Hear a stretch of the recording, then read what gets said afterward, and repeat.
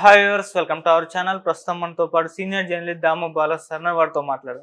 నమస్కారం సార్. ఎవరో ఒక మహిళ పవన్ కళ్యాణ్ గారి ఇంటి ముందర ఆత్మహత్య యత్నం చేస్తున్న వీడియోలు, ఫొటోస్ వైరల్ అవ్వడం చూస్తున్నాం సార్. అసలు ఏం జరిగింది? ఎవరు ఆ మహిళ? ఎందుకు ఈ విధంగా ప్రయత్నించింది సార్? అంటే ఆ మహిళ పేరు ఎవరు చెప్పట్లేదు. బట్ ఒక మహిళ రాజమండ్రి ఆమె పవన్ కళ్యాణ్ క్యాంప్ ఆఫీస్ ముందు, అక్కడ మంగళగిరిలో క్యాంప్ ఆఫీస్ ముందు ఆత్మహత్య చేసుకోవడానికి ప్రయత్నిస్తే పోలీసులు ఆమెను రక్షించి పోలీస్ స్టేషన్కి తీసుకెళ్లారు.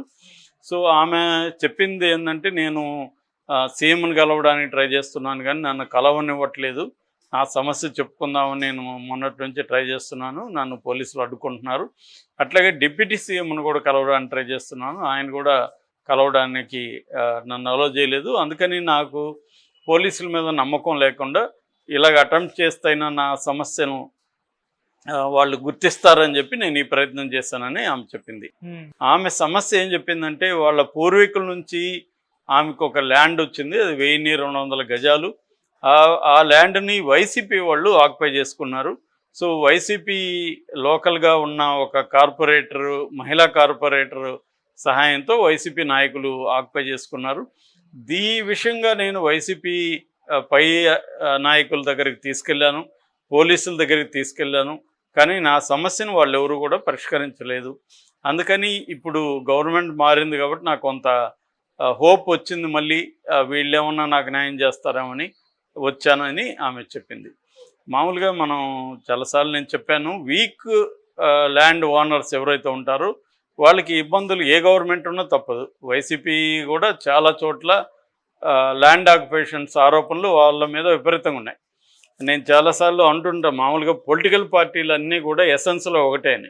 ఎవడున్నా ఇదే ఫిర్యాదులు ఉంటాయి, వాళ్ళ అధికారంలో ఉన్నప్పుడు వాళ్ళు ఆక్యుపై చేస్తారు. మొన్ననే నేను ఒక విలేజ్ ఏరియాకి వెళ్తే అక్కడ వైసీపీ వాళ్ళు ఎవరెవరు ఆక్యుపై చేసుకున్నారు, ఎలా చేసుకున్నారు అంతా కథలే చెప్తున్నారు. నెక్స్ట్ 5 ఏళ్ళ తర్వాత వెళ్తే మళ్ళీ తెలుగుదేశం వాళ్ళ కర్తలు కూడా ఇలాగే చెప్తారు. ఎందుకంటే మనకి అందరికీ తెలుసు, ఇది ప్రజలకు కూడా ఇన్వాల్వ్మెంట్ ఉంది. ఎందుకంటే ప్రజలు డబ్బులు తీసుకుని ఓట్లేస్తున్నారు.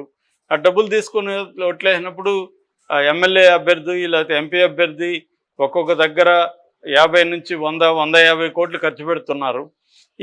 ఇంత ఖర్చు పెడుతున్నప్పుడు వాళ్ళు ఫర్ ఎగ్జాంపుల్ ఒక ఎమ్మెల్యే అభ్యర్థి 50 కోట్లు ఖర్చు పెట్టి ఎన్నికల్లో గెలిచాడు.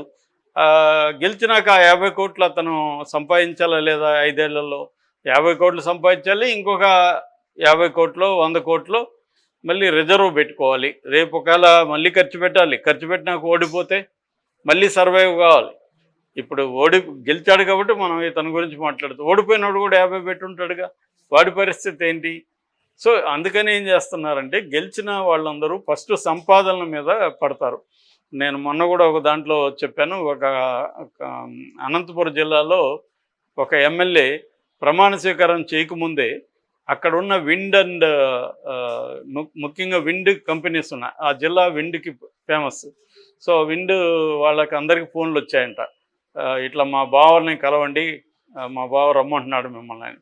అంటే ఈయన ఇంకా ఎమ్మెల్యేగా ప్రమాణ స్వీకారం చేయలేదు. ఆయన ఏంటంటే విపరీతంగా డబ్బులు ఖర్చు పెట్టాడని కూడా చాలా వార్తలు వచ్చాయి అప్పుడు. సో 100 కోట్లు పెట్టాడు అని చెప్తున్నారు. సో ఈ 100 కోట్లు సంపాదించాలంటే ముందు ఆ నియోజకవర్గంలో ఉండే పెద్ద పెద్ద బిజినెస్ వాళ్ళకి అందరికీ కాల్స్ వెళ్తాయి, వచ్చి దర్శించుకోండి అని. కాంట్రాక్టులు వీళ్ళందరూ ఇంజనీర్లను వాళ్ళని అడిగితే కాంట్రాక్టులు మొదలు పెడదామంటే భూమి పూజకు ముందే ఎమ్మెల్యేని కలిసి రండి అని వాళ్ళే సలహాలు ఇస్తారు. అంటే మీరు ఎమ్మెల్యేలు కలవకపోతే దీన్ని ఓపెన్ చేయొద్దని చెప్తారు. సో వీళ్ళందరూ వెళ్ళి ఎమ్మెల్యేకి కప్పం కట్టాలి. మొత్తం నీకు అలాట్ అయిన కాంట్రాక్ట్ ఎంత, ఏంది, దాని వాల్యూ ఏంది, ఇవన్నీ చూసుకొని నీకు ఒక పర్సంటేజ్ విధిస్తారు. 10%, 15% మొత్తం వాల్యూలో నువ్వు కట్టాలి. సో కట్టకపోతే నీకు అడుగడుగున నీకు ఇబ్బందులు క్రియేట్ చేస్తారు. ఇప్పుడు అక్కడ తిరుపతిలో గరుడ వారధి ఉంది. ఆ వారధిలో అక్కడున్న తిరుపతి దగ్గర ఉన్న ఒక ఎమ్మెల్యే 50 కోట్లు తీసుకున్నాడని నాకు అక్కడ కొంతమంది విలేకరులు చెప్పారు గతంలో. ఇలాగా ఏంటంటే ఇదన్నీ కామన్, ఏ గవర్నమెంట్ ఉన్నా ఇది జరుగుతుంది. రెండవ అంశం ఏంటంటే, ల్యాండ్ గ్రాబింగ్స్ అనేవి వెరీ వెరీ కామన్. ఎందుకంటే వీక్ ఓనర్స్ ఉన్న ల్యాండ్స్ని ఆక్యుపై చేసుకోవడం చాలా ఈజీ. వాళ్ళు పోలీసులకు పోయి చెప్తారు, పోలీసులు ఇది సివిల్ కేసు అమ్మా మేమేం చేయలేమని చేతులు ఎత్తేస్తారు. వాళ్ళకి అవసరమైతే సివిల్ కేసు లేదు, ఏ కేసు వాళ్ళు చేస్తారు పంచాయతీలు. వాళ్ళకి ఇబ్బంది అనుకో రూల్స్ మారుతారు. అమ్మ ఇది సివిల్ కేసు కదా, ఆయన ఏమి మీ మీద దాడి చేయలేదు, మీరు ఆక్యుపై చేసుకున్నారు అంటున్నారు, మీరు కోర్టుకు వెళ్ళండి అని చెప్తారు. కోర్టుకు వెళ్తే అది సంవత్సరాల తరబడి కోర్టులో ఏం జరగవు. సో అందుకని ఇలాంటి వాళ్ళు ఇబ్బందులు పడుతుంటారు. సో ఖచ్చితంగా ఈమెది జెన్యూన్ ప్రాబ్లం. వైసీపీ వాళ్ళు చేయలేదనే దానికి ఏం లేదు. ఖచ్చితంగా వైసీపీ వాళ్ళైనా తెలుగుదేశం వాళ్ళైనా ఎవరైనా చేసి ఉండడంలో ఆశ్చర్యం ఏం లేదు. ఎవరు అధికారంలో ఉంటే వైసీపీ ఉంది కాబట్టి వైసీపీ ఎమ్మెల్యేల మీద, లోకల్ నాయకుల మీద ఇలాంటి ఆరోపణలు చాలా వచ్చాయి గతంలో కూడా.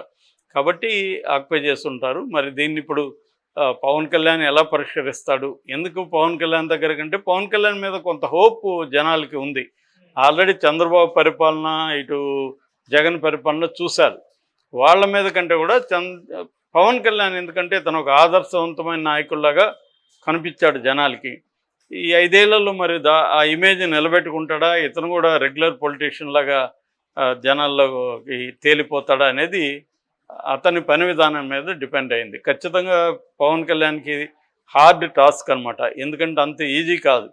ఆ భూమి లేకపోయి లోపలికి దిగినాక అక్కడ తెలుగుదేశం వాళ్ళు కూడా ఉండొచ్చు, ఆక్యుపై చేసినోడు తెలుగుదేశంలోకి చేరిపోయి ఉండొచ్చు, చెప్పలేము. ఎందుకంటే గవర్నమెంట్ మారుతుందనగానే ఈ బ్యాచ్ ముందుగా పోయి చేరేది. ఎందుకంటే వాళ్ళకి ప్రొటెక్షన్ కావాలి. మనం ఇక్కడ చూసాం మల్లారెడ్డి విపరీతంగా ఆక్యుపై చేసుకున్నాడు ల్యాండ్స్ అంతా. ఇప్పుడు కాంగ్రెస్ రావడంతో దాని మీద పడింది కాంగ్రెస్. సో మల్లారెడ్డి కాంగ్రెస్లో చేరడానికి విశ్వ ప్రయత్నాలు చేశాడు. కానీ రేవంత్ రెడ్డి పర్సనల్గా మల్లారెడ్డి మీద ఒక గ్రడ్జ్ ఉంది కాబట్టి చేర్చుకోవట్లేదు. అదర్వైజ్ చాలామందిని చేర్చుకున్నారు కదా కాంగ్రెస్ వాళ్ళు కూడా. సో ఇదంతా కామన్ అనమాట.